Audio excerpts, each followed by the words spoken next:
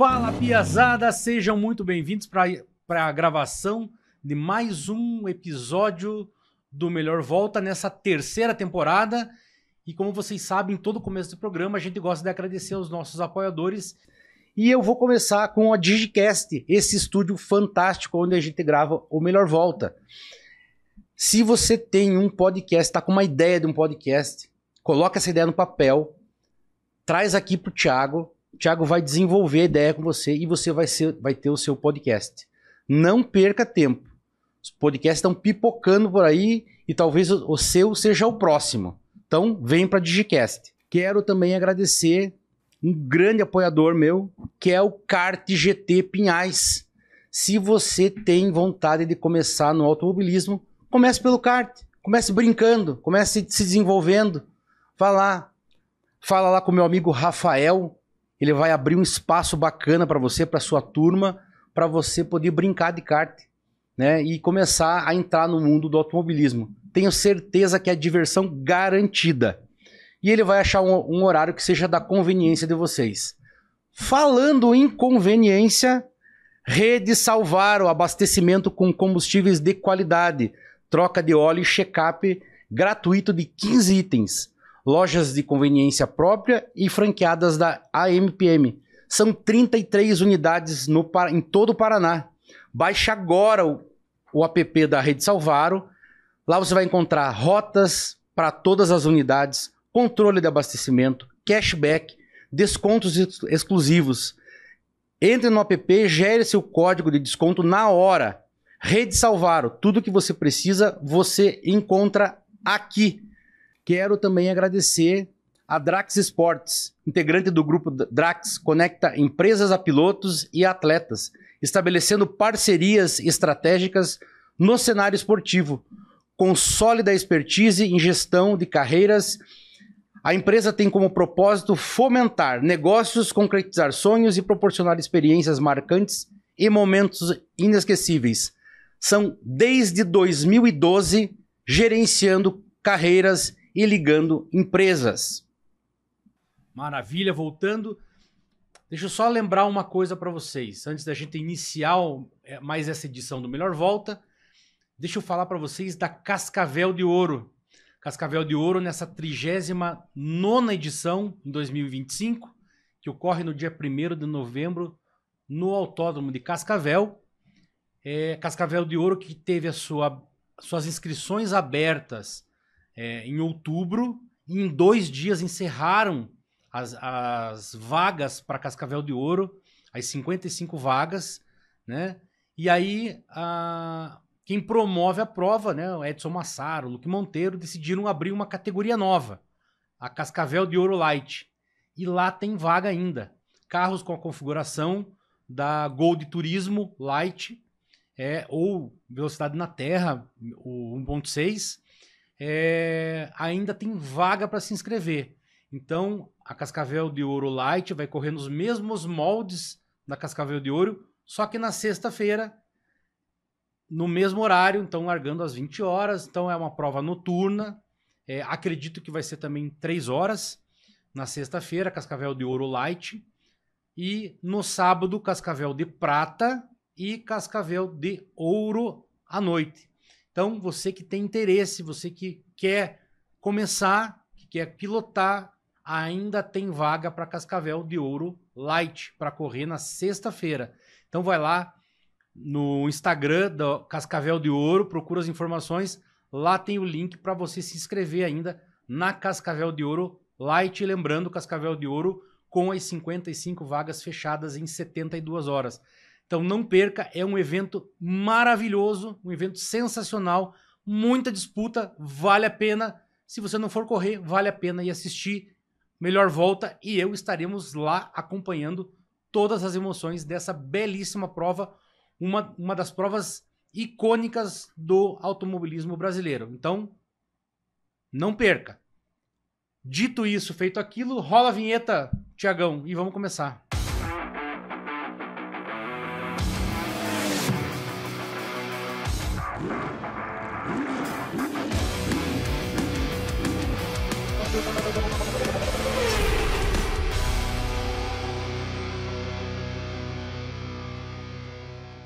Então, pra gente começar, piazada, eu tenho aqui a honra de receber um grande amigo e trazer pra mesa muita informação, porque nós vamos falar aqui de automobilismo virtual, nós vamos falar de coach de automobilismo virtual, coach de kart, então piloto de kart, piloto das 1000 milhas, campeão da Cascavel de Prata 2024. Então eu tenho a honra de ter aqui na minha bancada Bruno Rissetto. Seja muito bem-vindo e obrigado por ter deixado o trabalho e vir aqui bater um papo com a gente. Imagina, Luizão, é uma satisfação. Agradeço muito pela honra de estar participando aqui da Melhor Volta, um trabalho espetacular que você tem feito. Como você mesmo diz, né? Começou faz pouco tempo agora nessa estrutura nova de podcast, mas já está fazendo um trabalho impecável.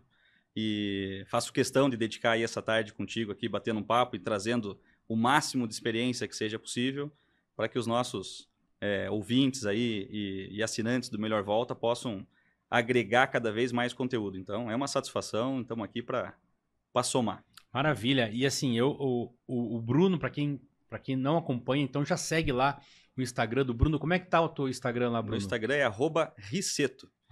@Rissetto. Então, RI2SZTO, é o único que vai ter lá. Então depois a gente coloca no vídeo ali para o pessoal começar a seguir. Eu tava em Cascavel, tava acompanhando lá os treinos da Cascavel de Ouro. Porque assim, gente, quem for para Cascavel, já não vai só para corrida. Uns 2 dias antes acompanha os treinos. Porque como a prova ela é noturna, os treinos também são noturnos. Então você vai ver grandes nomes do automobilismo treinando a partida. Esse ano, como vai ter a Cascavel de Ouro Light na sexta-feira, então provavelmente os treinos devem começar na quarta-feira. Então a Cascavel de Prata corre de dia, então os treinos são de dia. E o pessoal da noite, que vai andar na Light e na Ouro, na Ouro e na Ouro Light, eles vão andar à noite, os treinos são à noite. Então é um autódromo belíssimo, uma iluminação sensacional, um belíssimo trabalho lá do Edson Massaro, de todo o Automóvel Clube de Cascavel, do Luque Monteiro, a prova também no trabalho do Luque Monteiro. Então vão lá para acompanhar essa prova, né? E eu, como cheguei lá no passado com a Melhor Volta, de repente eu fui abordado lá por um piloto. Ele falou assim: cara, muito legal o trabalho do Melhor Volta, bacana e tal, a gente tava precisando. E eu vim pra cá pra correr, pra dar coach pra vai contar essa história? Pra dar coach pra um piloto e de repente me convidaram pra correr, né? E foi uma satisfação, porque a gente acabou conversando sobre várias coisas lá e de fato o cara tem uma estrela pra correr. Conta a tua história, Bruno Rissetto. Vamos lá, vamos começar bem do comecinho. Vamos. E assim, eu acho que a gente pode ter muitas pessoas que se identificam ali e possam entender como o automobilismo ele é possível de chegar sem ser aquela questão intocável que parece. Então deixa eu te fazer a pergunta de uma forma oficial. Como é que começa o Rissetto no automobilismo? Então vamos lá. Eu, como todos que vêm aqui, todos que estão assistindo, sou um apaixonado por corridas. Apaixonado por carros, né? Só que a minha história com o automobilismo em si, ela é uma história um pouquinho lenta. Então, eu tenho aí hoje meus quase 40 anos. Eu te digo que meus primeiros 15 anos de vida, talvez pela questão financeira, né? Porque é um esporte que, querendo ou não, ele traz um custo elevado em termos de média aí, pela nossa população e pelo país.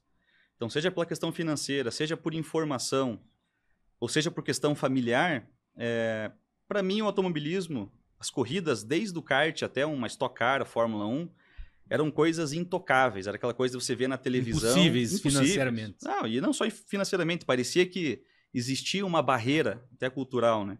Eu tenho um tio que sempre foi aquele tio de corrida, né? Que ele participava de aquelas corridas em Joinville, de indoor, 6 horas, 4 horas, 2 horas. Sim.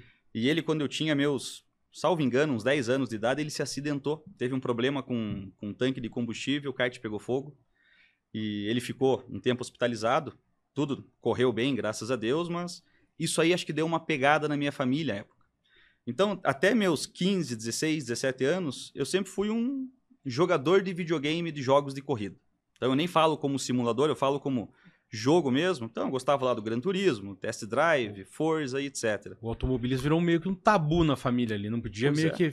Tinha que manter uma certa distância segura. Porque bateu aquele medo nos pais, poxa, já pensou se acontece isso aqui e tal? Então, o próprio kart indoor, que é a melhor porta de entrada para o automobilismo, Com certeza. era algo que eu não tinha tanto incentivo, vamos dizer assim, né?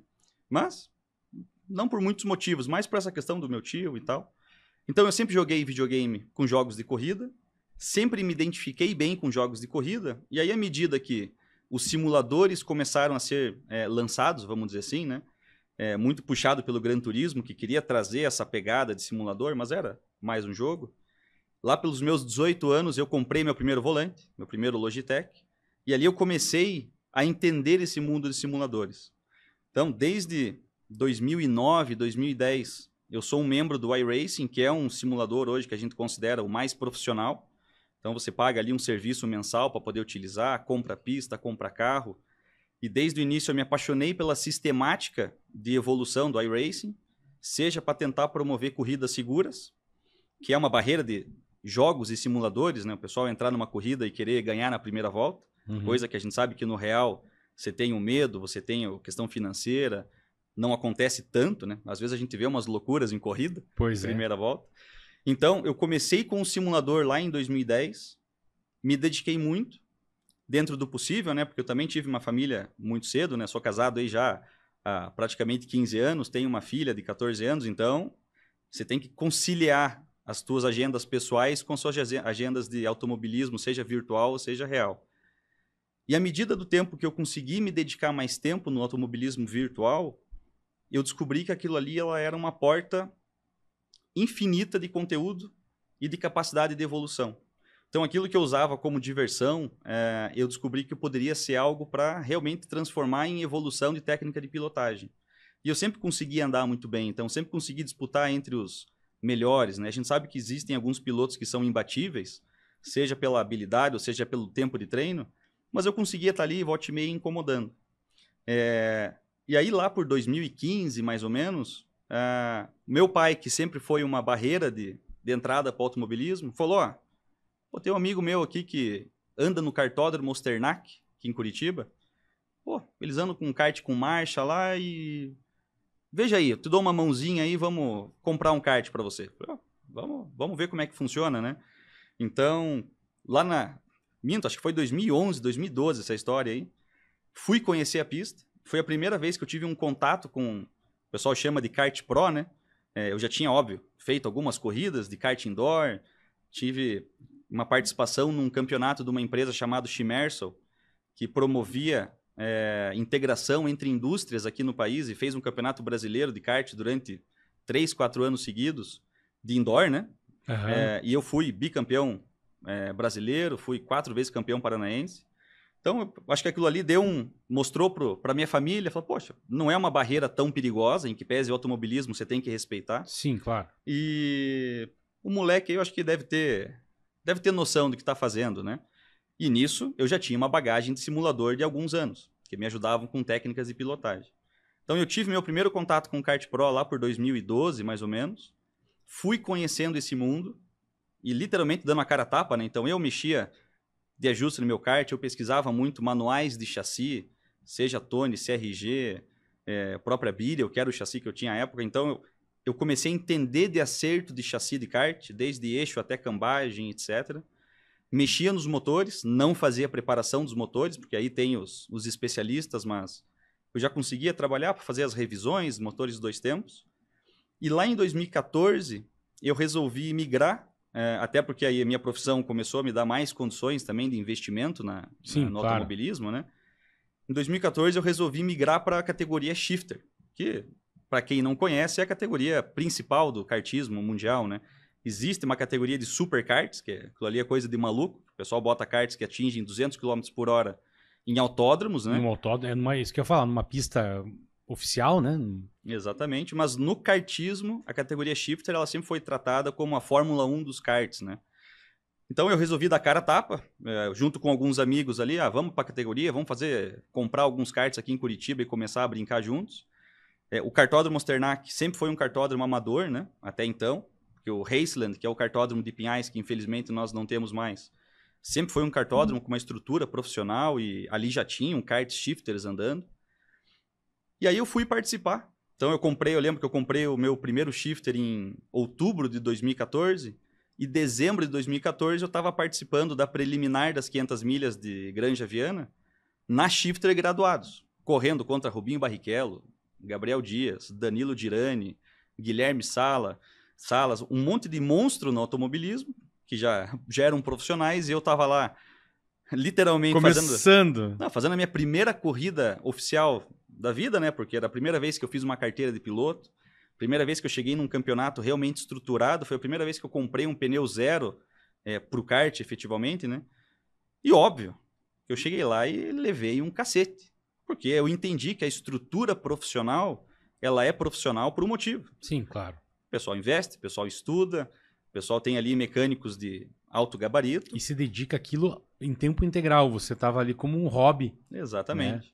Então, ainda que eu cheguei lá, no meio das estrelas, vamos dizer assim, né? E pela minha idade à época, eu não podia correr na sênior, eu tinha que correr na graduados, ou seja, eu estava no meio dos leões e não tinha como fugir.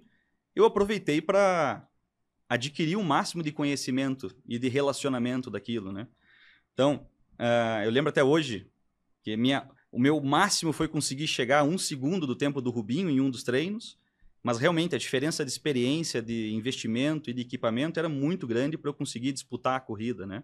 Mas completei todos os treinos, o quali, todas as corridas, e isso aí acendeu uma vontade de correr cada vez num nível mais alto. Então, a partir dali, eu comecei a conhecer outros pilotos, e aí eu tive a alegria de conhecer o Wagner Ibrahim, que é alguém que vale a pena vir aqui na Melhor Volta, que tem muita história no automobilismo, um cara muito humilde, muito bacana.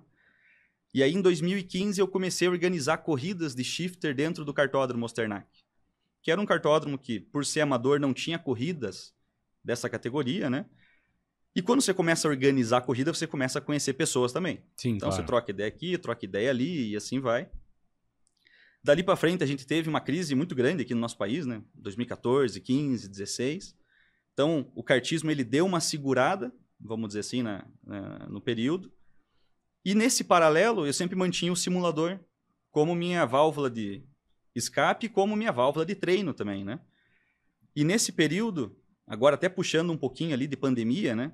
Que o simulador deu um boom muito grande. A gente já ia chegar nessa história aí, porque ali foi para mim, foi aonde eu tive o contato com, assim, entender o tamanho que era o automobilismo virtual. Até então eu entendia que era um jogo e tudo bem.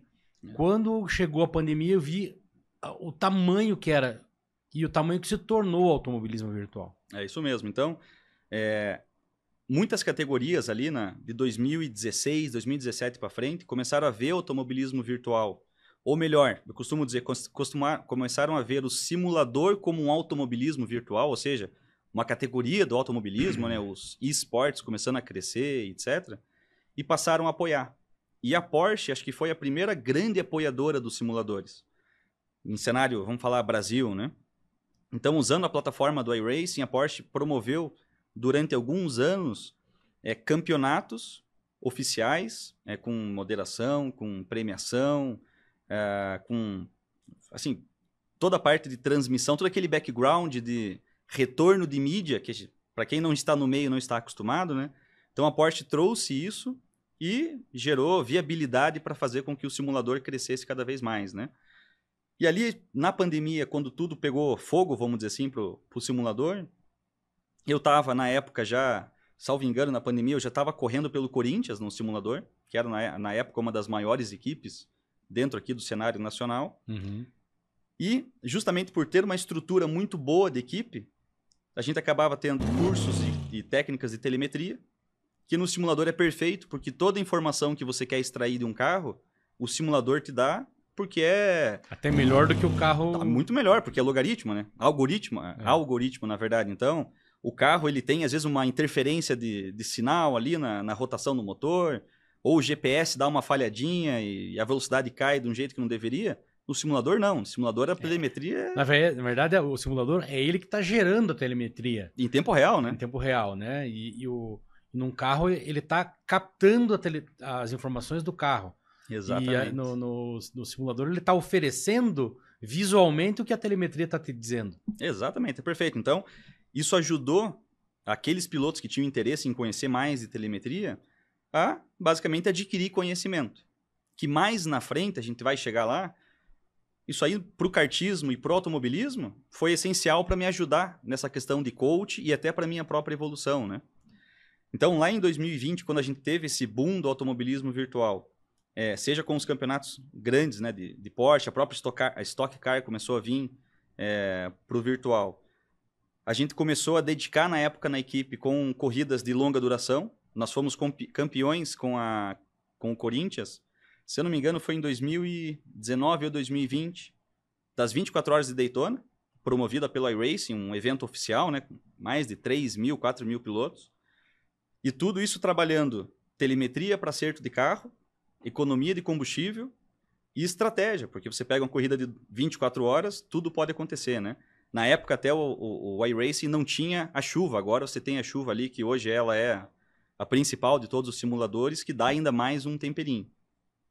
Então isso aí ajudou a dar mais bagagem no kartismo, que eu continuei sempre praticando e sempre que possível participando de corridas oficiais e alguns campeonatos. E querendo ou não, me levou para Cascavel de Prata e de Ouro. Então, entrando já um pouquinho na história da Cascavel de Ouro do ano passado, eu corro no Osternac junto com o Newton Rossoni, que teve aqui inclusive com Sim, uma baita entrevista. Ó, eu vou falar, você que acompanha o Melhor Volta, essa hoje é a nossa 33ª entrevista, desde o começo do Melhor Volta. Eu acho que a entrevista que eu mais me emocionei foi do Newton Rossoni e do Matheus. Porque foi uma relação de pai e filho que vivenciam o automobilismo num nível extremo, os dois, competem entre eles, se cutucam o tempo inteiro, mas é de uma admiração mútua entre eles que é realmente emocionante. Então, se você não assistiu, vai lá, assista a entrevista do Newton Rossoni e do Matheus Rossoni, entrevista, se não me engano, 31 do Melhor Volta.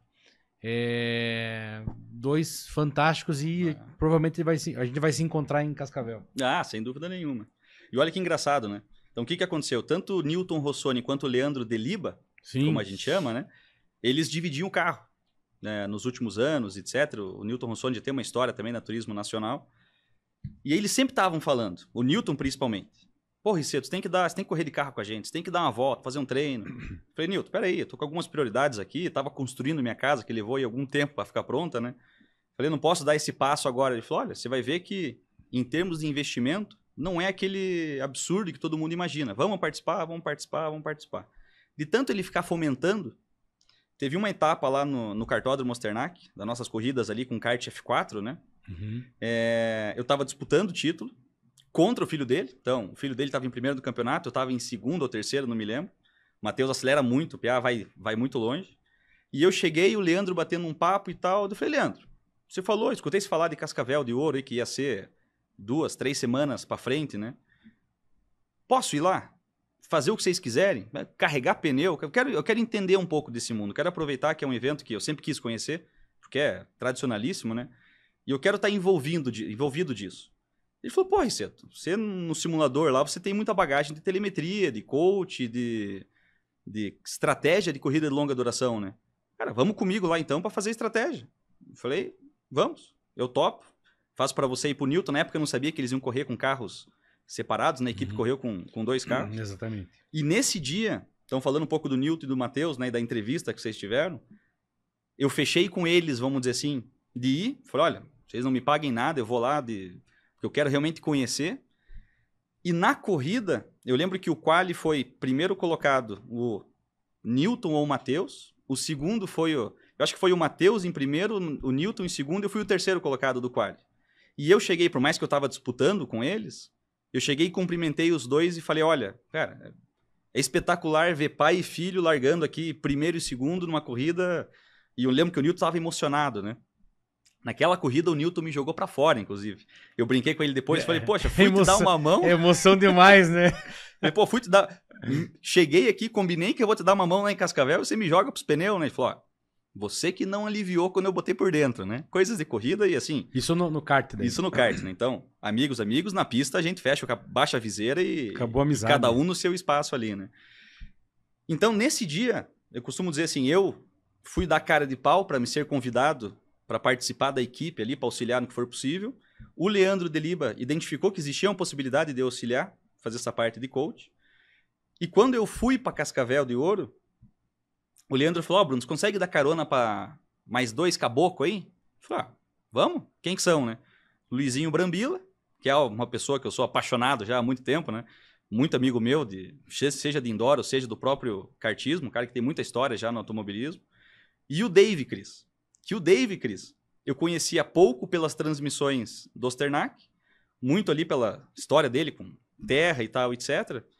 E eu tinha, por coincidência, encontrado ele num aeroporto e tinha passado para ele uma licença de 12 meses do iRacing. Falei, olha, eu tenho uma licença aqui disponível, você falou que sempre quis participar e ó, tá aqui, ó. Vai lá, experimenta ali, no que precisar do meu apoio, estamos à disposição. Então nós fomos de Curitiba até Cascavel, trocando ideia, e aqueles dois ali, você começa a falar, você não termina nunca, né? Então, assim, eu tenho sabe que o Dave Cris é meu padrinho aqui do Melhor Volta. Foi a primeira entrevista, né? Foi a entrevista zero. A zero. Né? Porque assim, eu sempre chamo de entrevista zero, porque assim, foi quando eu comecei, eu tinha ideia, mas eu precisava trazer alguém com conhecimento de fazer isso, né? Que estivesse envolvido com automobilismo, tanto velocidade na terra quanto de pista, com o kart, e que soubesse essa dinâmica do podcast. E, putz, eu não conhecia ele pessoalmente. Pelo Instagram, eu falei, cara, você me dá uma força? Ele, cara, com o maior prazer. E aí ele veio, e a gente foi uma amizade de identificação, e não tem como você não ser amigo do Dave Cris, né? Exatamente. São pessoas que... É um cara fantástico, que tem um conhecimento absurdo. E, cara, eu me senti muito à vontade fazendo a entrevista com ele. Né? Então eu imagino como é que foram, sei lá, 6 horas de bate-papo dentro do carro com... E o Deliba tá me devendo uma visita, porque era pra ele ter vindo junto com o Rossoni. Sim. E ele não pôde vir. Então já tá convidado, tá lembrado que você tem... Você me deve aqui e aí, uma aí entrevista. Tem aí tem bagagem. Né? Aí tem bagagem, até porque ele muitas vezes auxilia, tem algumas organizações de corridas, então tem muita bagagem. E aí você vê como o destino ele vai encaixando as coisas, para quem obviamente corre atrás, mas claro. Ele auxilia. Então eu fui durante 6 horas trocando ideia com o Dave Cris, que tem muita bagagem também de acerto de carro e pilotagem, etc. Dessa questão de tração dianteira, né, que para mim era uma novidade. Sim. Eu já vou contar uma experiência que eu tive com a Sprint Race, mas eu não tinha nunca pilotado um carro tração dianteira. Então, eles foram explicando, mas assim, trocando ideia. E o Luizinho, que também estava dando carona, ele estava indo então para dar o coach pro Newton. Como eu descobri nessa hora que seriam 2 carros, o Luizinho ele seria como se fosse um chefe de equipe do Newton e eu seria como se fosse um chefe de equipe do Leandro e do Nigro que correu, né? E aí fomos trocando ideia. Chegamos lá, primeiro que foi a primeira vez que eu fui para o Autódromo de Cascavel, espetacular, uma estrutura que o Automóvel Clube fez lá, muito pro trabalho do Massaro, com aquela reforma no paddock em cima, incrível. E vem reforma, o Massaro veio aqui, vem reforma nova, então a grande dificuldade do ano passado é que os camarotes em cima, você tinha que descer e entrar para a área do box para poder ir no banheiro, os banheiros vão ser construídos em cima dos banheiros atuais, então vai ter banheiros para os camarotes, e banheiro para o pessoal que está no box, no paddock. E isso dá um conforto absurdo para a pista, para o autódromo, para quem vai assistir as corridas, principalmente uma corrida noturna. Então tem algumas reformas já programadas aí para Cascavel. Vai ser mais confortável e mais interessante Cascavel desse ano. Não, muito bacana. E aí o que acontece? Eu, por mais que eu sempre fosse apaixonado por corridas e automobilismo, eu estava sempre muito travado naquela, vamos dizer assim, nas corridas que a gente considerava como corridas de elite, né? Fórmula 1, Stock Car, na época não tinha NASCAR Brasil ainda, era a própria Sprint, na época quando tinha Itaipava Endurance Brasil, etc. E quando eu olhava assim para a corrida, seja Gol de Turismo, a própria Cascavel de Ouro, quando eram feitos com os trações dianteiras, ficava um preconceito. Poxa, isso aí é outra situação, né?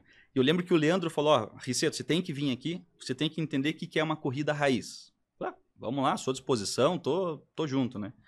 E a hora que eu pisei no autódromo, eu lembro que eu cheguei um dia depois, porque eu aproveitei para atender um cliente na região ali, o Luizinho ficou, eu fui na quinta-feira só. A hora que eu pisei no autódromo, que eu vi aquela estrutura inteira, como o Massaro mesmo falou aqui, né? O quão aconchegante é, tanto os pilotos, os mecânicos, o próprio layout do autódromo ajuda, né? Sim, ele não claro. separa o público da estrutura técnica. Já fiquei apaixonado. Mas óbvio, como eu fui alocado numa função ali de coach estrategista do carro 7, que era o carro do Leandro e do Nigro, foquei. Então, na quinta-feira, eu fiquei focado junto com o Luizinho, analisando telemetria. Então, levei o meu computador, a gente aproveitou o próprio equipamento que a gente usa em telemetria no kart.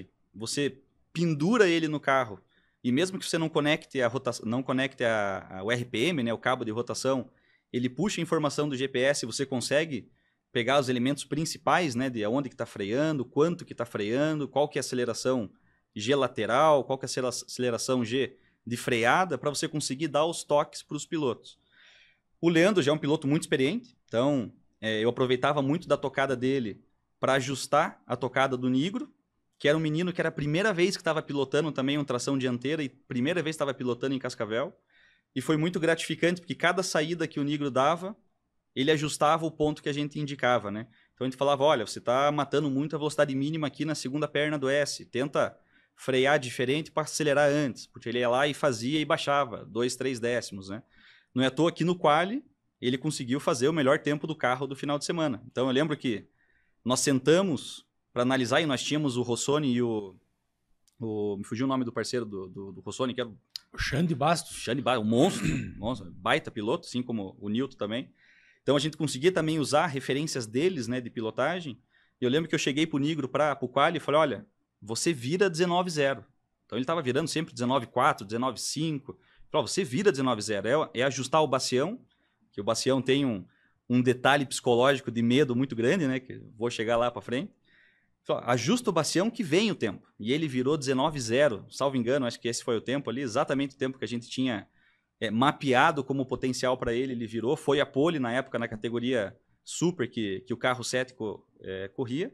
Então ficamos... você tá falando na prata. Não, isso foi é que na Cascavel de Ouro também tinham duas categorias. Tem duas categorias, tá certo. Tá acho certo, que era duas ou três. Tinha Sim. Master, Light, Super e a Pro. Não me lembro os nomes ali, né? Então foi bacana esse trabalho de coach.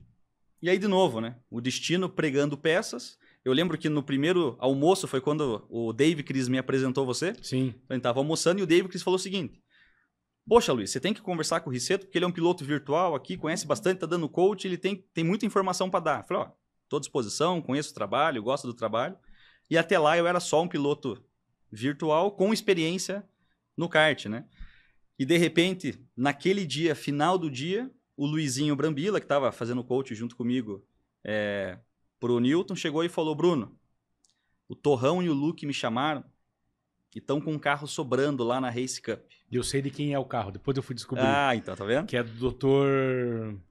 Valverde, lá de Campinas, se eu não estou enganado. Inclusive eu falei com ele, falei pelo celular com ele, ele falou que esse ano ele vai andar a etapa da Race Cup, o campeonato, né? Sim. Inteiro. E provavelmente não vai estar aquele carro sobrando lá, porque ele vai andar a Cascavel de Prata, né? Porque eu acho que ele ia andar e teve algum compromisso. Exatamente. Ele teve uma aula, alguma coisa, e ele não. O carro foi. Isso mesmo. Né, e ele não pôde ir. E aí o Luizinho chegou para mim e eu tava lá todo focado com a situação do coach pro Leandro e pro Nigro, que de repente o Luizinho chegou e falou, olha, você topa? Eu falei, você é maluco? Eu falei, eu tenho experiência de pista já, por conta da Sprint Race, etc. Mas fazer uma corrida é outra história. Doutor Felipe Valverde. Valverde. Já vou deixar um abraço aqui, doutor Felipe Valverde. Nos vemos na Cascavel de Prata. E eu quero aproveitar aqui para agradecer o Felipe Valverde, porque graças ao seu compromisso ali, nós estamos agora conversando, que acabamos tendo a vitória ali na Race Cup, né? Então, nos oportunizaram pilotar na Race Cup, sentamos com o Massaro, então, porque daí começou aquela negociação, porque o orçamento não estava preparado, a preparação de pilotagem também não tinha, eu tinha levado o meu capacete, Mas eu tava sem Hans, eu tava sem macacão no Max, porque eu não fui para pilotar, né? E aí o pessoal da RCP tava lá também, eles têm ali alguns macacões usados para você conseguir usar na hora ali e resolver. No final das contas, topamos o desafio. Falei, Luizinho, você vai ter que... Aquelas 6 horas que a gente passou no carro vindo para Curitiba, eu absorvi muita coisa, mas eu preciso também que você me dê aí algumas dicas. Ele falou, Riceto, cuida com o câmbio, porque para quebrar o câmbio é muito fácil. Acelera com o da direita, freia, embreagem da esquerda, usa às vezes o freio com o pé direito e com o pé esquerdo e se vira, né? Vai atrás do outro. Ele falou, Riceto, você sabe fazer, só cuida, porque você acostumado com o kart, com o simulador, a mecânica de um carro turismo manual, ela é complicada, não é simples como parece. Então você tem que ter um cuidado na troca de marcha, você tem que ter um cuidado na redução, principalmente de marcha, pensando que são 3 horas de corrida. Então existe uma questão de preservar equipamento, que nas corridas de kart você não tem, porque são corridas sprint, corridas rápidas, né?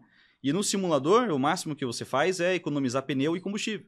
Você não se preocupa, eventualmente, com um desgaste de câmbio, um desgaste de bandeja, ficar pegando zebra, isso aí o simulador não consegue ainda trazer, né? Então eu, como bom aluno ali, escutei tudo que o Luizinho teve para ensinar. A equipe da Race Cup foi muito bacana. Então eu fiquei muito feliz que esse ano a Cascavel de Prata vai ser inteira com a Race Cup, porque tem uma dedicação muito grande dos mecânicos ali para deixar os carros equalizados, para que todo mundo possa andar com equipamento muito parecido, sem ter vantagem. Tava muito calor, e muito provavelmente vai estar calor esse ano também, né? Então foi diferente dos carros, estava acostumado às vezes a andar em São Paulo com um clima um pouco diferente do que é em Cascavel, mas a equipe conseguiu orientar.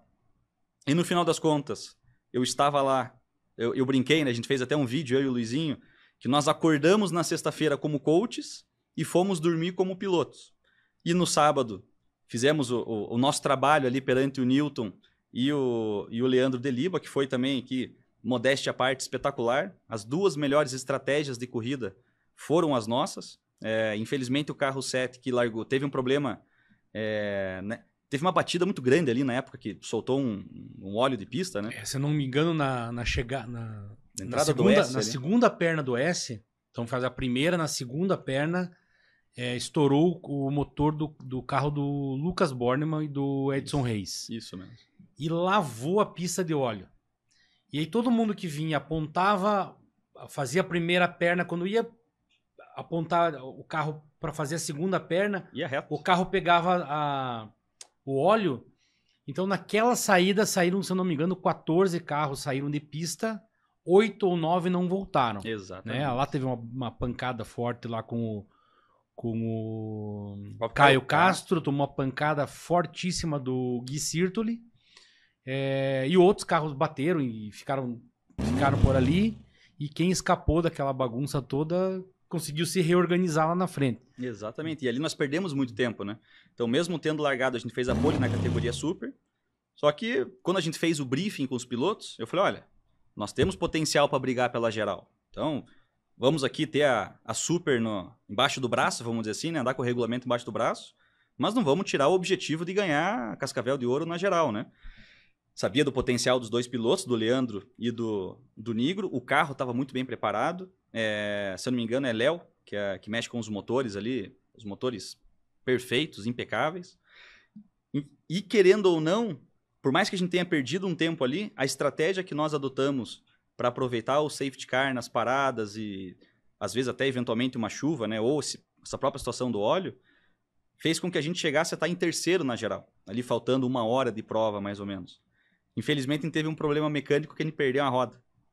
Então, foi uma frustração muito grande. Eu lembro que eu saí do boxe e eu fui até... Essa quebra de roda foi lá na descida da antiga reta de chegada. Uhum. Então, nos antigos boxes ali, né? Eu lembro que o Arthur Nigro estava lá sentado, ultra frustrado. Eu fui a pé lá trazer ele, vim batendo um papo. Até para... A gente é mais velho, já passou por algumas frustrações, até mesmo no automobilismo, né? No kartismo. Então, foi importante para dar um feedback para ele. Só que quando a gente vivenciou toda a Cascavel de Ouro em si, você ter o hino nacional, como você já falou num outro episódio aqui, você tem lá o pôr do sol na hora do alinhamento do grid. Aquela imagem de arrepiar. Arrepiou aqui de novo, então tudo aquilo me deixou completamente extasiado. E aí eu pensei, falei, poxa, amanhã eu vou ter a oportunidade de correr. Então a gente sabia que ia ser difícil, porque tinham pilotos. Você vê, um dos carros era dos Massaro, né? Os dois voam, o Lorenzo tá em altíssimo nível também. O Lorenzo tá passando do limite. Tá muito rápido, andando demais. Muito rápido. E tinha ali o próprio André Bragantini, que, poxa, é uma lenda de Cascavel. Então, a gente sabia que não seria fácil, mas a gente foi com um objetivo muito grande de entender o equipamento, fazer média de volta, porque a gente sabia que 3 horas para os carros da Race Cup naquele calor era desgastante, né? Então, deixa eu só fazer um gancho rapidinho nessa tua explicação. Cascavel do ano passado, então, o que aconteceu? Você tinha carros 1.6 com uma configuração para a Cascavel de Ouro, e a Cascavel de Prata você tinha carros 1.6 com uma configuração da Gold Turismo Light, né? Pneu Aro 13, se eu não estou enganado. Isso. E tal. E mais os carros da Race Cup. Se eu não me engano, 1.6. 1.4. Então tinha 1.6 e 1.4, configuração para terra ou da Gold Turismo Light. E aí o que aconteceu esse ano? A Cascavel de Prata ficou toda ela sobre a organização da Race Cup, então o grid fechado da Race Cup. Os carros da Light, isso, os 1.6, se inscreveram na Cascavel de Ouro normal, só que foi muito rápido. Foram 55 carros, muito rápido a inscrição. Então eles resolveram criar uma categoria à parte. Fizeram a Ouro Light para acomodar esses carros 1.6 com uma configuração de Aro 13, com uma configuração ou para terra ou para de Turismo Light.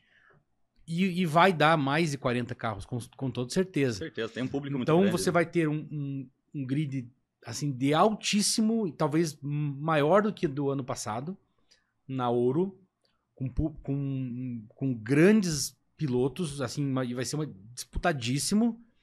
E aí uma das situações que eles criaram, se eu não estou enganado, aquele que corre na Ouro não corre na Light. Ah, entendi. Quem corre na Ouro não corre na Light, pode correr até na Prata, mas não corre na Light. Né? Se eu não estou enganado. Então você vai. Então, mas assim, a disputa tanto na Ouro quanto na Ouro Light vai ser realmente de nível altíssimo. Até porque as equipes são muito fortes. São.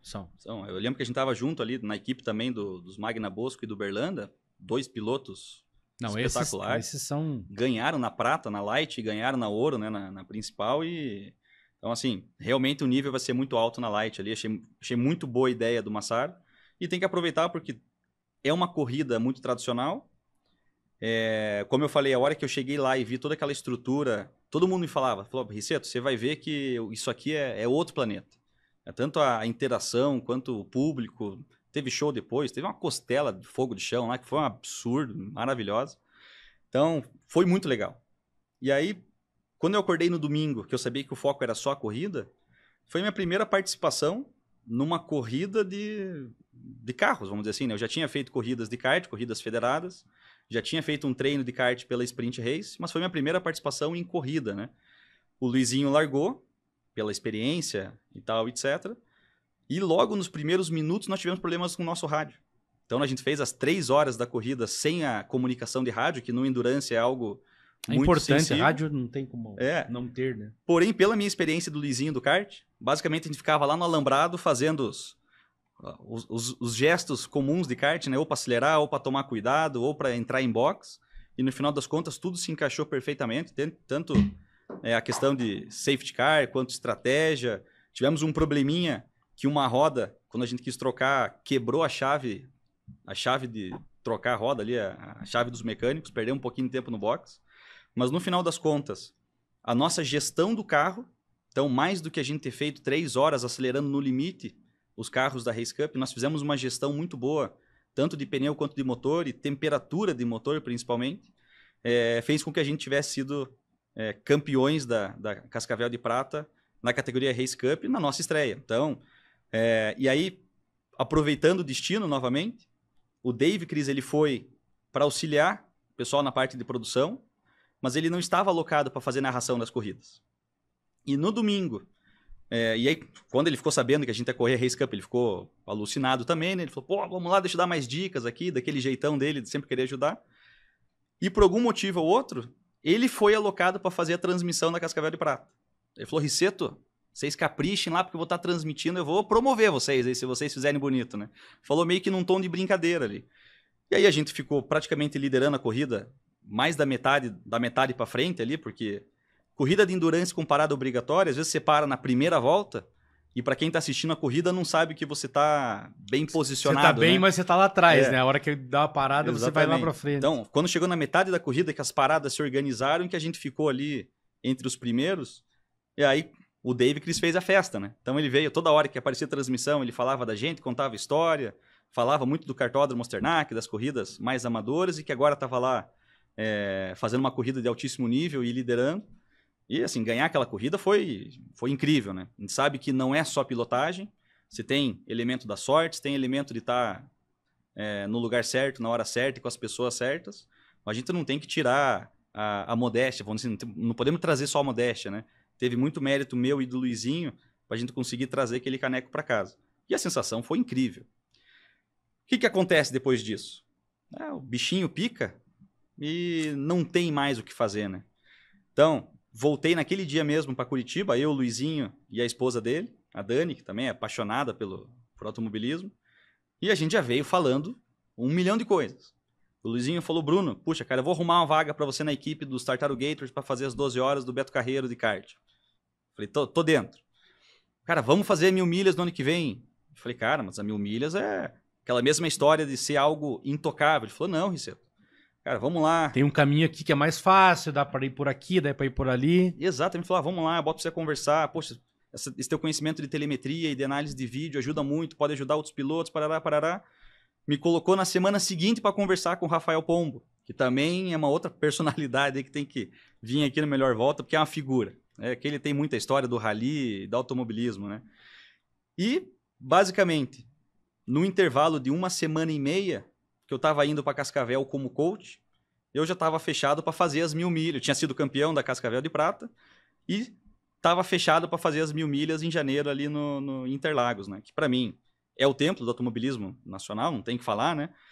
E nunca tinha feito nenhum track day em Interlagos. Então eu sempre tive muita vontade, eu sempre acompanho a Fórmula 1, todo ano eu tô lá assistindo, mas eu nunca tinha, salvo algumas invasões de pista, né, na hora do pódio, eu nunca tinha entrado efetivamente na pista de Interlagos, né?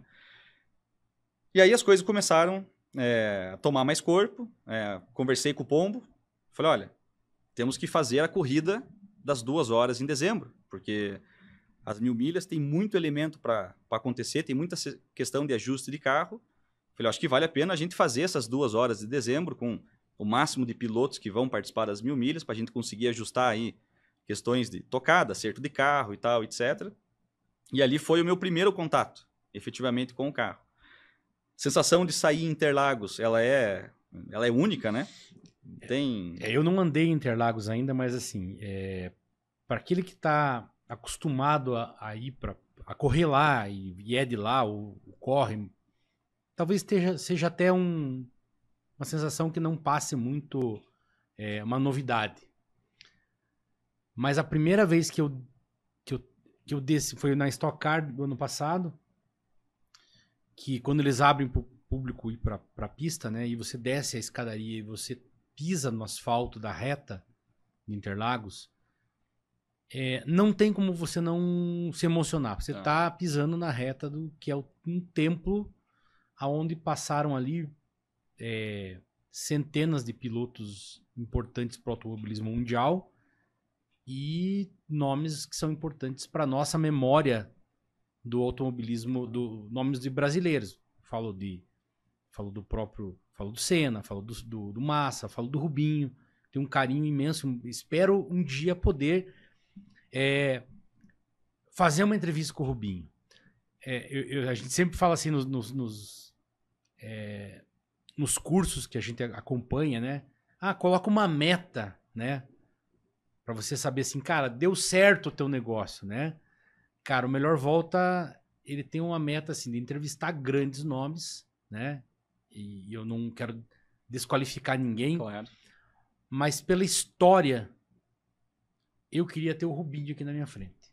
Aí eu disse assim, cara, eu cheguei num ponto do Melhor Volta que é bacana, assim, eu atingi o que eu esperava do programa, né? Como eu disse, sem desmerecer nenhum outro. Mas a história do Rubinho, o momento que ele enfrentou na Fórmula 1, como tendo a carga de substituir um Senna para o público querendo resultado, depois tendo alguns resultados, mas tendo que ser o segundo piloto por questão de contrato, e a gente sabe disso, do Schumacher. Tirem da cabeça de que existia igualdade de contrato. Não existe. Não existe. Existia Schumacher, dinheiro, contrato e tudo mais, e Rubinho. Muito embora o Rubinho não deva nada em termos de pilotagem para o Schumacher. Não. Mas em termos de contrato, entrou assim. E é assim que ia ficar. Né? E é por esse respeito que eu tenho pelo Rubinho, porque ele ter suportado até isso, a crítica de que ele era sempre o segundo. Não, nunca foi, né? Mas enfim, e naquele momento, quando você pisa ali dentro do asfalto do Interlagos, realmente a sensação de você estar entrando dentro de uma coisa sagrada, de um templo que é reverenciado no mundo inteiro. É incrível. E aí eu lembro que conversei com o Pombo. O Pombo já tinha uma experiência de Interlagos, de pista. Os outros pilotos estavam com a gente também. E ele falou, e aí, Riceto, o que você está achando? Ele falou, querendo ou não, fazer uma corrida. Na época era um treino ainda, né? Porque eram os treinos livres para preparação para as 2 horas. Mas, a corrida eu já estou aí, vamos assim, vacinado por conta da Cascavel de Prata. Treino também, então eu sempre me dei muito bem com o carro, para sentir o carro, etc. Mas assim, é Interlagos. E nós temos carros passando aqui a 300 km por hora, então eu vou tomar um cuidado, eu não vou mentir que eu não estou aqui com um friozinho na barriga, porque tem que ter uma responsabilidade, né? E eu lembro até hoje que eu saí, a gente correu com um Sandero RS, né? Tanto nas 2 horas quanto nas 1000 milhas, né? E lá em dezembro, nas 2 horas, quando eu saí com o Sandero na pista, então aquela saída de boxe de Interlagos é bem malandrinha, né? Tem que tomar cuidado, porque tem gente que consegue bater ali. Você sai acelerando já desde a primeira perna. Porque ela tem uma perna muito curtinha, uma segunda meio longa, assim, né? Ali se o cara dá o pé, ele vai no muro. Ele vai escapar no muro, né? Inclusive tem pneu ali, já esperando alguém bater, né? E eu tava com muito receio. Eu falei, tem que tomar cuidado, é muito carro vindo aqui. Entre aspas, não conheço a pista, né? Nunca tinha pilotado na vida real em Interlagos. Só que aí, são as coisas que trazem do simulador, né? Cascavel, eu nunca tinha andado nem no simulador. Porque o iRacing ele tem limitação de pistas, né? Uhum. Todas as pistas do iRacing são escaneadas pela equipe do iRacing, a laser, etc. Então, eles vieram para o Brasil escanear Interlagos, tiveram uma péssima experiência com a nossa Receita Federal, chegaram a bloquear o scanner deles, tiveram que alugar aqui. Então, eles nunca mais escanearam mais nenhuma pista no Brasil. Eu sei que o Tony Canaan, que tem bastante relacionamento ali com o pessoal do iRacing, está tentando trazer eles para escanear novas pistas, mas isso aí é um futuro. Então, outras pistas do calendário nacional, Goiânia, Londrina, você não tem no iRacing, tem em outros simuladores que eu não utilizava tanto, né? E aí, como eu fui para Cascavel focado em telemetria, eu não me preocupei em sentar e fazer um treino prévio em simulador. Eu não conhecia a pista, literalmente, né? Sim. E querendo ou não, você chegar naquele bacião lá, ele dá um bom frio na barriga. Interlagos, por outro lado... E à noite deve ser um frio na barriga ainda maior, né? Eu não andei à noite. Você não andou à noite, é verdade. Eu vou descobrir, quem sabe, esse ano eu descubro ali, já dando um spoilerzinho, né? Eu, como assim, eu tava curioso, né? Então eu fui lá pro final da reta, saída do box lá, para fazer algumas filmagens. E assim, de tirar o fôlego, quando eles vêm assim, 10, 12, 15 carros juntos, e daqui a pouco eles somem. Aí some mesmo. Parece que eles caíram num precipício, assim, eles somem, e daqui a pouco você vê eles saindo lá de novo. É uma coisa maluca, assim, é muito, muito legal. É uma curva muito divertida, muito técnica e precisa de muita coragem, né? Só que então, Cascavel eu não conhecia, efetivamente eu não conhecia a pista. Interlagos, por outro lado, eu não sei quantas voltas eu já dei em Interlagos no simulador. São muitas. Então, quando eu saí lá com o Sandero da Pombo, em Interlagos, que eu fiz a curva do lago, é como se eu tivesse que até me arrepia, né? Ele virou uma chave e falou, cara, é exatamente... É igual o simulador. Mas, assim, é exatamente igual, né? Então, moral da história, eu lembro que eu saí, fiz uma primeira volta para conhecer o carro, porque a pista estava dentro de mim, vamos dizer assim, né? A segunda volta, já tentei as pontes de frenagem. Na minha terceira ou quarta volta, eu bati o recorde do carro na pista, né? Então, até hoje, óbvio, nas 1000 milhas a gente não anda no limite toda hora, mas até agora o recorde do Sandero da Pombo em Interlagos é meu, e foi na quarta volta. Porque o simulador, ele é exatamente igual ao que acontece na vida real do ponto de vista de técnica de pilotagem. Quantos segundos vocês viraram? Porque assim, vocês estavam preparando para uma endurance de 2 horas. Então você fez treinos compatíveis com essa prova de 2 horas. Na de 12 horas muda tudo, né? Em termos de tempo e tal. Você tem mais ou menos ideia de quanto tempo você virou no tempo? Se virou em média nas 2 horas e nas 12 horas? Temos na vírgula, né? Porque a gente fez muito estudo com relação a isso aí para se preparar. Então eu lembro que nós viramos 2:09. Então o meu tempo lá, que foi esse tempo mais rápido, foi 2:09 em Interlagos, acelerando tudo. O carro provavelmente tinha mais uma margem, né? Porque querendo ou não era a minha primeira experiência. E na corrida das 2 horas, nós já andamos sem chegar nesse limite. Nós tivemos um probleminha com o motor. Até depois o pessoal ali da transmissão da Race TV fez uma cobertura bem bacana. Nosso motor acabou estourando num treino. A gente comprou um motor lá de um cara de São Paulo. O motor começou a funcionar. Na hora da corrida teve um problema de bobina, então a gente demorou para conseguir acordar na corrida, né? Mas na corrida em si, o nosso ritmo ele era focado em 2:12. Então, pensando em 2 horas de corrida, por mais que o Sandero ele é muito durável, nossa ideia não era andar no limite. Nossa ideia era, infelizmente, apostar na quebra dos demais, né? Porque, querendo ou não, é uma corrida de longa duração. Uhum. Nas 1000 milhas, nosso tempo de quali foi 2:10, ou seja, foi muito perto dos 2:09, e o nosso pace de corrida era 2:14.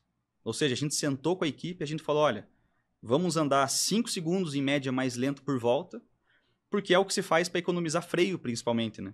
Então, eu lembro, o Sandero ele freava ali nos 40 metros no S do Senna, mais ou menos. O freio é muito bom do carro. E ele também não chega tão rápido, ele chega a 180, mais ou menos, por hora.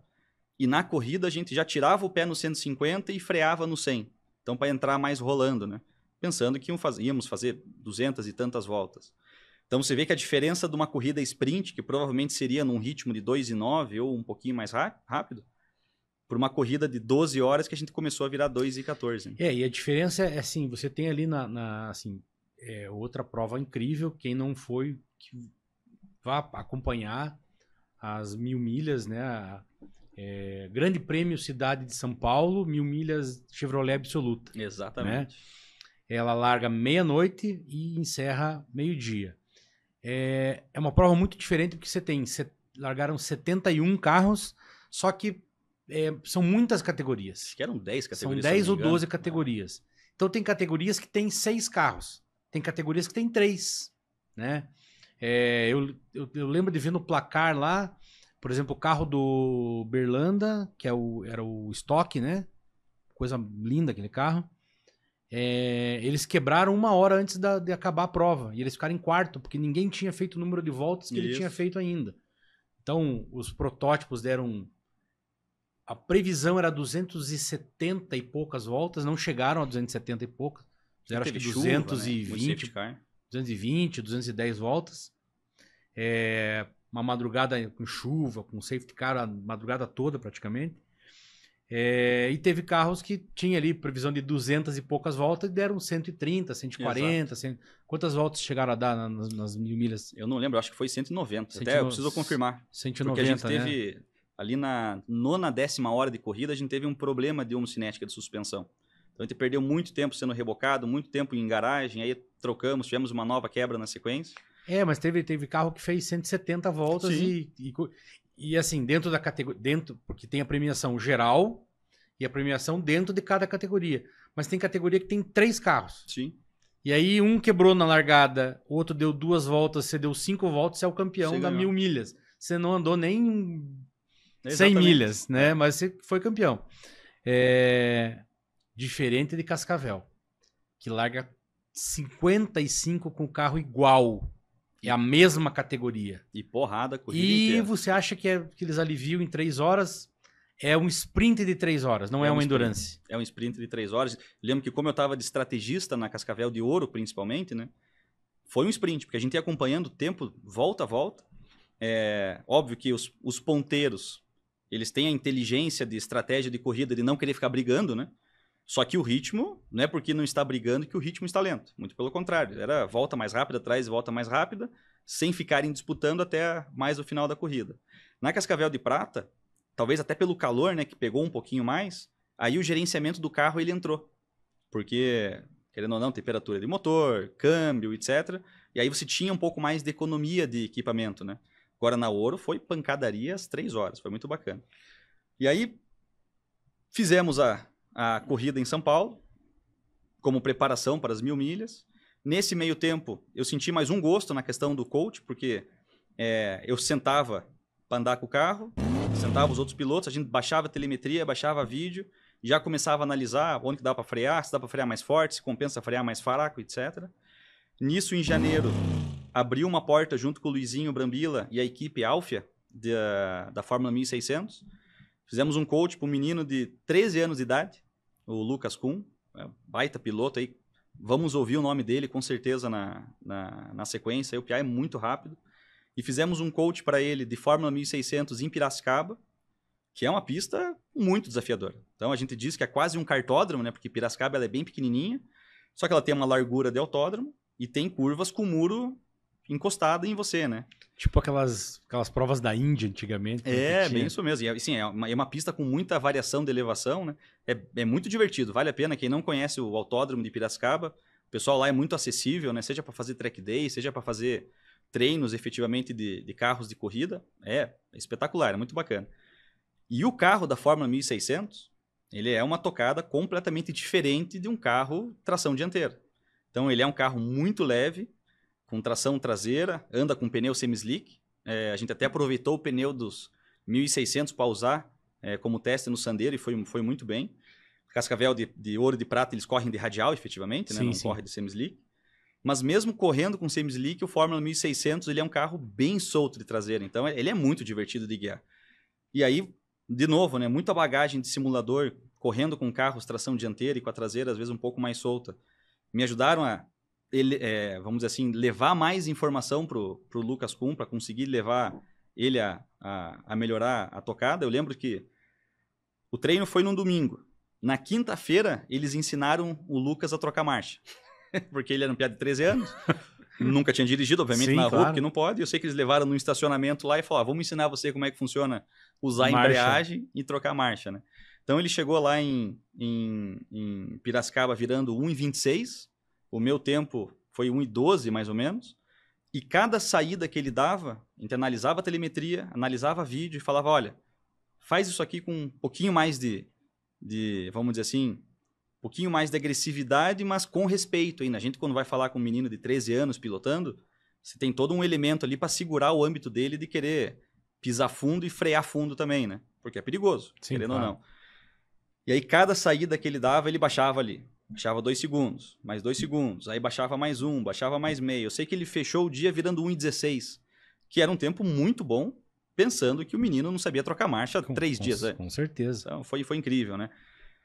Na semana seguinte, a gente teve as 1000 milhas, que como você falou, eu digo, para quem nunca assistiu as 1000 milhas presencialmente, tem que ir, porque é uma corrida raiz, mas com carros de altíssimo nível. Então a gente vê carros ali que são maravilhosos, né? O protótipo, seja o Sigma, seja os Ligier, seja os AJR, né? As Mercedes, são incríveis. Só que nós temos também Corsas, Celtas, Fuscas correndo ali, batendo roda e, querendo ou não, tá todo mundo disputando na geral. Dificilmente o Fusca vai ganhar, mano. Protótipo Fusca, o Spider do Bonora, do Bonora. Né? Incrível, aquele carro lá. Ele anda demais, anda cara. muito, ele passa do lado, ele se vê que o bicho acelera, né? Então, é uma corrida no Autódromo de Interlagos, muito acessível, seja para acesso à box, seja para arquibancada. Se não me engano, a prefeitura e o autódromo até liberaram os ingressos da arquibancada para o pessoal, né? acompanhar de cima lá no camarote. Foi muito legal. Então, enche, né? Você tem visitação de pista. Então, a Cascavel de Ouro já foi algo que, assim, mexeu comigo para eu entender a estrutura. Mas participar das 1000 milhas, aí deixou aqui, arrepia de novo, né? Porque é um momento muito bacana, né? Eu tive a oportunidade de levar minha família, então foi minha esposa, foi minha filha, que gostam também do automobilismo. E você fica envolvido na corrida a semana inteira, praticamente, porque são 2, 3 dias de treino, mais um quali e mais 2 de corrida, né? Porque é sábado e domingo, querendo ou não. Sim, sim. E com isso você conversa com muita gente. Então, você troca ideia. Eu lembro que tava o pessoal da Calflex, o lado ali que correm com o Up TSI. Pessoal muito gente boa, lá de São Paulo mesmo. Eles auxiliaram a gente a fazer transmissão ao vivo. Então, fizemos a corrida do Sandero transmitindo ao vivo a nossa onboard. O pessoal lançou na transmissão. Cheguei a fazer entrevista. Enquanto eu estava pilotando, fiz a entrevista com a Race TV lá. Foi espetacular. Infelizmente, a gente não conseguiu o pódio. Mas como a gente conversou na equipe, e todo mundo, acho que o próprio Davi aqui da Steel Mall, o Bonora falou, né? Você chega nas 1000 milhas com um primeiro objetivo, que é terminar a corrida. Que é finalizar ela, né? É muito difícil. Então, largaram 71 carros, se não me engano, cruzaram a linha de chegada, acho que 40 e alguma coisa, né? Foram 30 e poucos carros que ficaram no meio do caminho. É uma corrida que o pessoal é muito consciente com o acidente. Então, era uma preocupação na minha primeira participação, como é que ia ser lidar com os carros ultra rápidos, né? Mas todo mundo tem uma consciência, porque um acidente ali acaba com a corrida de todo mundo. Mas tivemos alguns, né? Alguns poucos, mas tivemos. Então, o primeiro objetivo é terminar a corrida. O segundo objetivo é terminar no pódio. E o último objetivo, principal, mas mais difícil e mais improvável, é ganhar na categoria. Né? Óbvio, os carros mais rápidos também disputam pela geral. Então, nós cumprimos nosso objetivo de terminar às 12 horas, né, de prova. Não conseguimos o pódio, em que pese a gente estava ali entre quarto e quinto quando quebrou a homocinética. Então, bateu aquela frustração porque você começa a elevar a tua expectativa. Sim, né? Mas foi incrível, foi espetacular. Né? Projeto para esse ano agora. Vai andar na Cascavel de Prata, tá certo já? Já tá fechado, já pelo Onix na categoria Pro, então vamos bater roda lá com o Massaro. E vai andar, já tá certo 1000 milhas de novo. Tá certo, mas não sabemos com quem ainda. Então, o que acontece de projeto agora em 2025, né? Nós estamos falando dessa história, vamos dizer assim, a gente começou a falar... A gente viveu até agora, né? Pouquinho, começou agora, então... 2 meses atrás. Eu tenho aí mais de 10 anos de kartismo, né? Com corridas profissionais. Mas essa história do automobilismo, vamos dizer assim, do carro, né, começou em novembro, na Cascavel, que acabou caindo do céu a oportunidade de correr, a gente aproveitou. E aí estamos aí, final de fevereiro, estamos falando em 4 meses. Né? E 4 meses já começou a acontecer muita coisa. Então, o que nós identificamos? Né? Então, digo eu, o próprio Luizinho Brambila e o Leandro Deliba, que tem auxiliado nisso daí. Você ter tempo de pista e você ter capacidade de analisar telemetria, analisar vídeo, e você ter uma didática de conversar com outros pilotos que estão, seja no teu nível, seja aprendendo, ou seja num nível até superior, né? Ele abre muitas portas. Então, da mesma forma que abriu porta para o Pombo me receber e falar, olha, eu aceito você pilotar meu carro porque eu sei que você não vai arrebentar na primeira volta. Porque é isso, né? Não é só você chegar lá, sentar e... Você tem que ter uma responsabilidade. Então, o que nós começamos a entender? Que você fazer um trabalho de coach para pilotagem e talvez fazer com que a pilotagem em autódromo seja algo mais acessível, ele é um nicho que talvez o pessoal não esteja explorando como deveria. Tomara que quem esteja aqui ouvindo a nossa entrevista também abra os olhos para isso, porque às vezes você conseguir aproveitar oportunidades de tempo de pista e trazer novos pilotos faz com que isso fomente o automobilismo, né? Então, o que aconteceu? E nós fizemos um teste agora, nesse domingo, dessa semana agora, inclusive, né? Nós começamos a pegar oportunidades de pista, então seja de track days ou seja de pista que está fechada já para um evento, e aí ela permite que você coloque carro na pista, e trazer pilotos, principalmente iniciantes, ou de outras categorias, para fazer coach em determinadas categorias.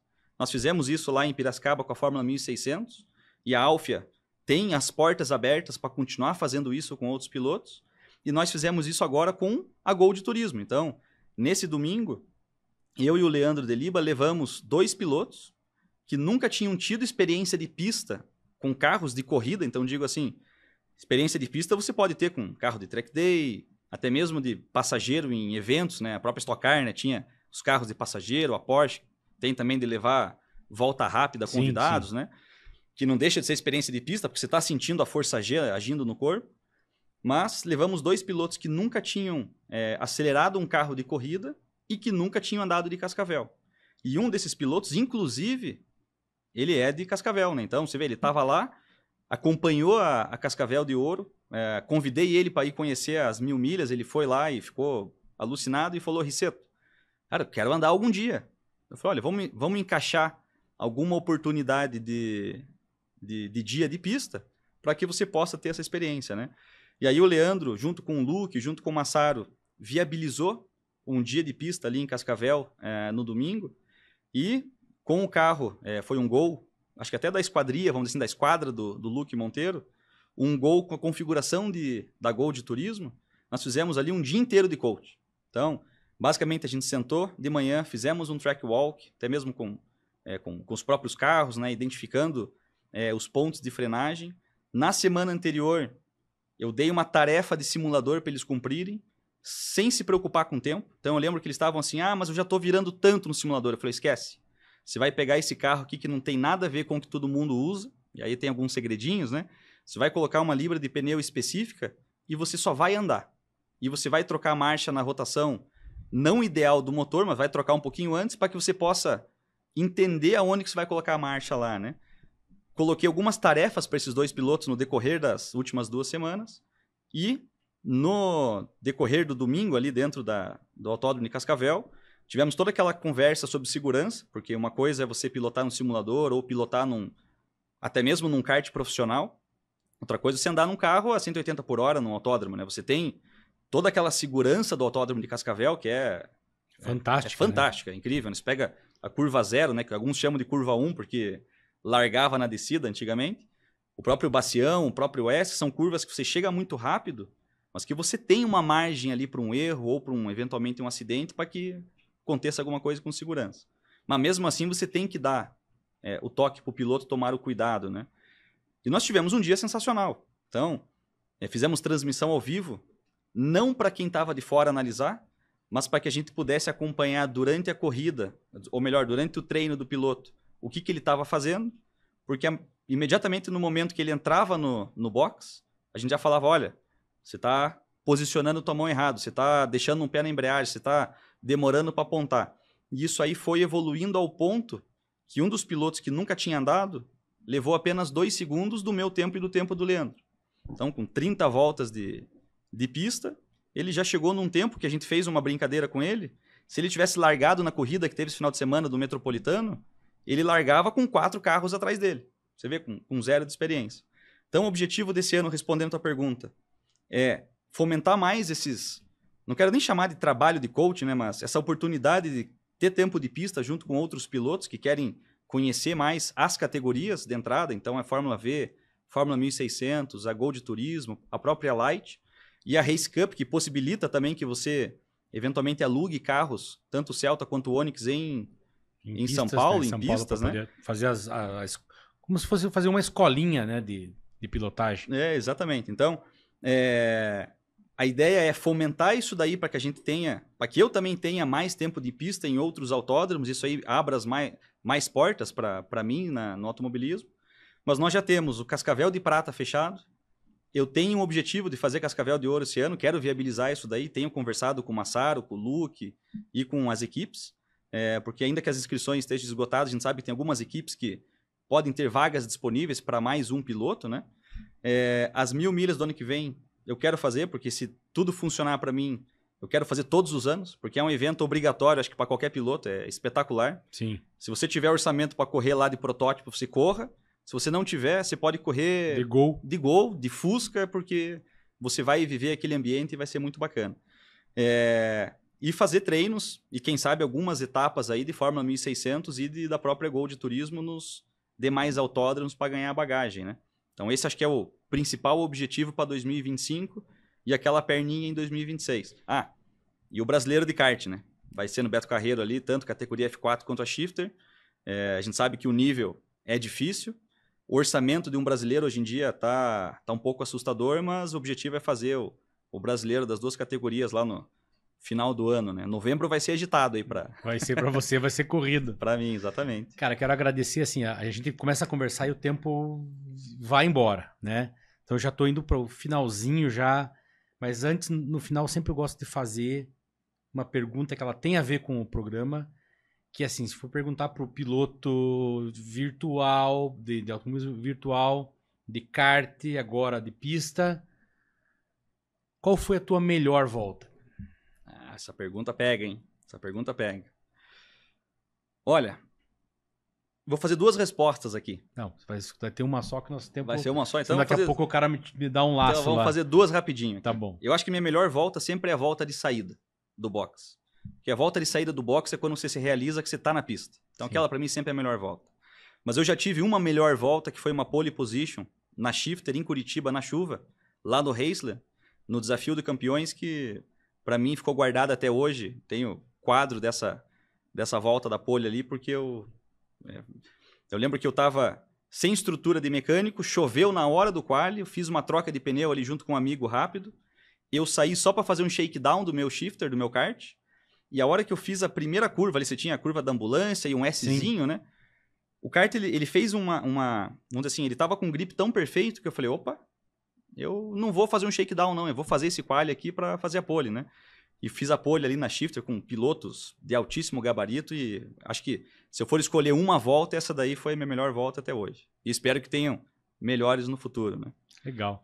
O microfone é teu, assim, 1 minutinho para você dar teus recados, teus avisos finais aí e pra gente ir pro encerramento. Então vamos lá. Eu, no decorrer dessa conversa aqui, agradeci muita gente. Então eu quero pegar esse final aqui para deixar duas lembranças.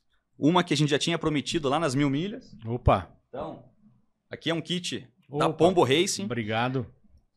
O boné a gente chamava de sandeiro amarelo ou verde, porque tinha dúvida na equipe se o sandeiro era amarelo ou era verde. Então tá aqui a cor da controvérsia, né? Uma garrafinha aí com a logo também da Pombo e das 1000 milhas. Então a gente tinha prometido no dia lá e falei que ia trazer. Dá para deixar até aí exposto no podcast. E esse presente aqui, ele vai ser diferente e tem a ver um pouco com o que a gente conversou. Eu sei que você quer fazer a Cascavel de prata, né? Ou a de ouro algum dia, né? Isso aqui é um certificado que nós damos para os pilotos que completam o nosso coach.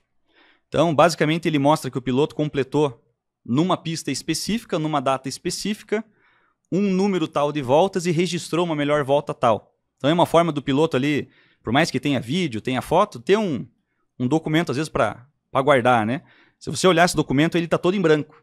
Não está nem assinado. Então, assim que a gente tiver uma nova experiência, nós estamos chamando aí de Coach Experience, assim que nós tivermos uma nova experiência em Cascavel, você vai ser o meu convidado para ir para Cascavel, sentar no carro, acelerar e vamos preencher naquela do... É isso aí, vamos preencher essas informações aí. Por enquanto você guarda como meta, né? E pode me cobrar, porque volta e meia correria passa. E aí isso aí vai servir como treino. E vai ter que ser logo, porque assim, uma das metas, as minhas metas pessoais já para esse ano é andar em Cascavel. Então, né? então tá aí, vamos fazer. Eu já tenho assim alguns contatos, algumas conversas, mas a minha ideia é andar em Cascavel, dar esse start. Lógico, vai ter coach, vai ter simulador, vai ter um kart, mas a finalização do meu ano é andando em Cascavel. É isso aí. Ainda mais porque eu vou estar lá presente com a Cascavel de Ouro, com o podcast lá. Né? Então, a convite do Massaro, a gente vai estar lá com o Melhor Volta para a gente poder fazer as entrevistas. E com certeza você volta para a bancada lá para a gente poder continuar. Maior satisfação. E para você que acompanhou até aqui essa baita dessa entrevista com esse cara fantástico que é o Bruno Rissetto. Cara, a gente sempre aprende muito quando a gente conversa. Então já acompanha lá a rede social dele lá, @Rissetto. @Rissetto. Já se inscreve aqui no Instagram do Melhor Volta. Já se inscreve lá no canal do YouTube também e acompanha as outras entrevistas. Então, como a gente vem numa sequência e vem apresentando temas que são correlatos, então a gente sempre está puxando informação de uma outra entrevista que a gente deu.